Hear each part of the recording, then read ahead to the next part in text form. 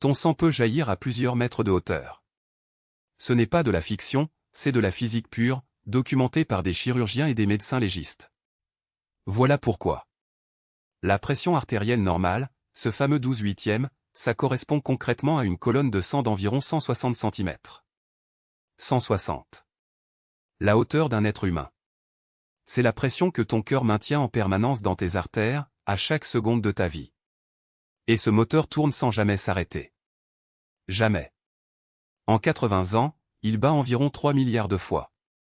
Sans une seule pause pour récupérer. Aucune machine construite par l'homme ne fait ça. Chaque contraction, le ventricule gauche développe environ 1,3 watts de puissance.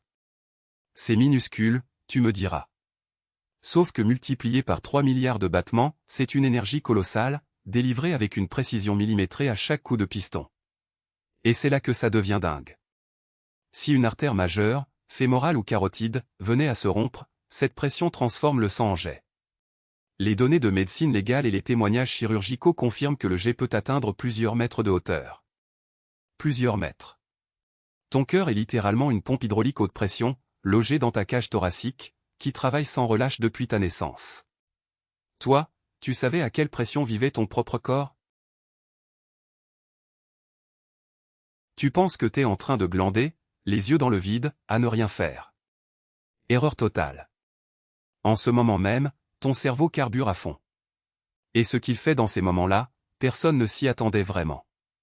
En 2001, le neuroscientifique Marcus Raichle découvre quelque chose de dingue, quand tu sembles au repos mental, un réseau entier s'active dans ton cerveau.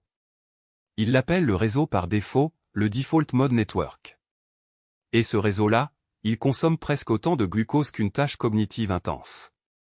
Autant dire qu'il bosse. Mais il fait quoi exactement? Il rumine. Il projette. Il reconstruit tes souvenirs, il imagine des scénarios futurs, il rejoue des conversations passées. T'as l'impression de ne penser à rien, mais en fait, ton cerveau vient juste de passer en mode rêverie active, automatiquement, sans te demander ton avis. Et c'est là que ça devient dingue, cette activité dite de base représente à elle seule 80% de la consommation énergétique totale de ton cerveau. 80%. Pour ce que tu croyais être du repos. Le vrai repos mental, ça n'existe tout simplement pas. Ton cerveau ne connaît pas le off. La question c'est, t'as conscience de ce que ton cerveau te rejoue en ce moment même, toi?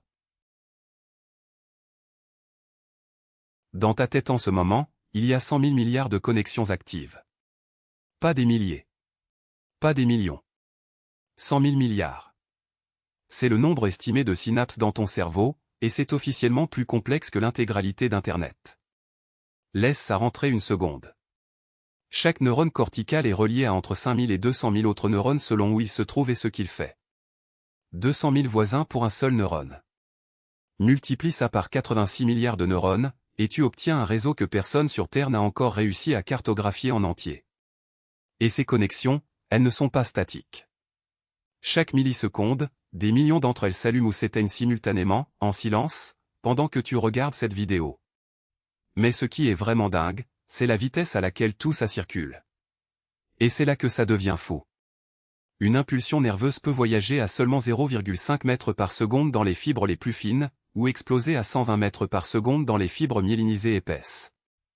C'est la différence entre une route de campagne et une autoroute à l'intérieur de toi. Tout ça tourne en ce moment même, sans que tu aies à y penser une seule seconde. Alors dis-moi, tu savais vraiment à quel point ton cerveau était monstrueusement puissant? Ta bouche se remplit soudainement de salive. Tu te demandes pourquoi. Et là, tu comprends. Mais à ce stade, c'est déjà trop tard. Ton corps, lui, savait depuis plusieurs minutes. Voilà ce qui se passe vraiment dans ton organisme avant que tu vomisses. Tout commence dans le bulbe rachidien, une zone au fond de ton cerveau qui joue le rôle de chef d'orchestre du vomissement. Dès qu'il reçoit un signal, une toxine, un mouvement, une infection, il lance une préparation logistique ultra précise, bien avant que toi tu réalises quoi que ce soit. Premier acte, ta salive explose. Ton corps inonde ta bouche pour protéger l'émail de tes dents contre l'acide qui va remonter. Deuxième acte, tu pâlis. Ton organisme redirigeait le sang loin de ta peau. Troisième acte, tu transpires froid, et ton estomac ralentit net. Et c'est là que ça devient dingue. Les urgentistes le savent, une salivation abondante soudaine, c'est l'un des signes les plus fiables qu'un vomissement est imminent. Ton corps gère toute la logistique en silence, des minutes à l'avance, pendant que toi tu espères encore que ça va passer. Il t'a prévenu.